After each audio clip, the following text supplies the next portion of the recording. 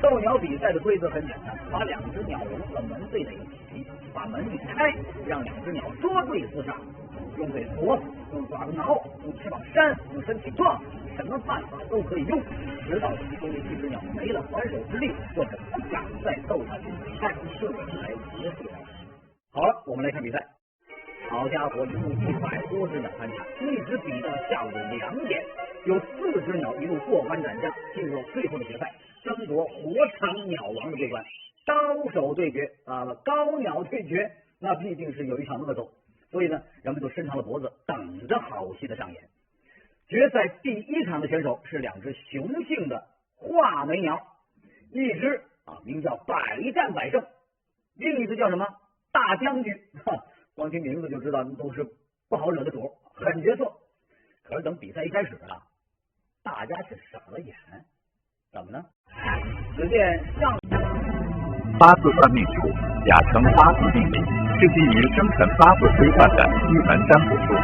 向大家推荐一位研究八字命理21年的道长，擅长八字算命，居家风水布局，灵符法术。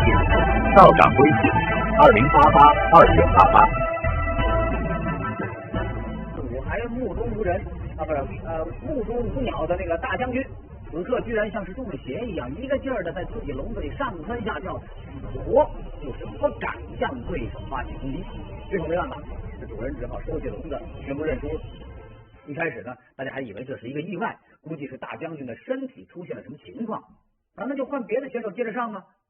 万万没想到，接下来的2只鸟居然也跟大将军一样，刚一上场直接认怂，根本就不敢发起攻击。这一下百战百胜的主人那可就得意了。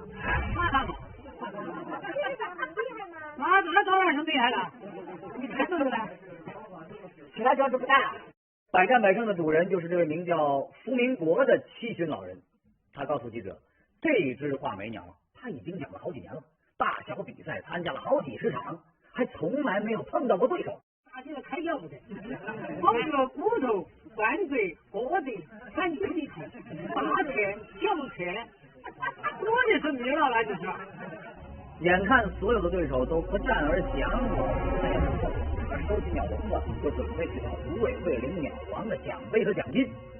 也就是在这个时候，有一个姓金的老人把老福给拦住了。吃饭，你的百战百胜，你得打赢了他，才是名副其实的鸟王。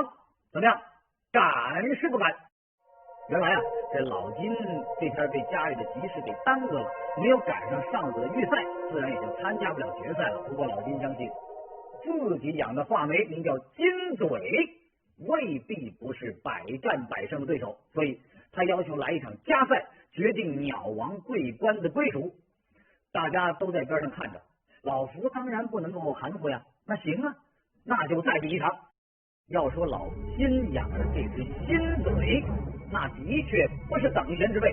2只鸟笼放到一起，金嘴丝毫没有怯场的表现，而是威风凛凛的摆出了一副迎敌的架势。这半路杀出来的程咬金嘴程咬金嘴能够成为大黑马，夺走鸟王的桂冠吗？虎家山寨有奇族家家养鸟来争斗，战无不克的鸟王究竟是如何炼成的？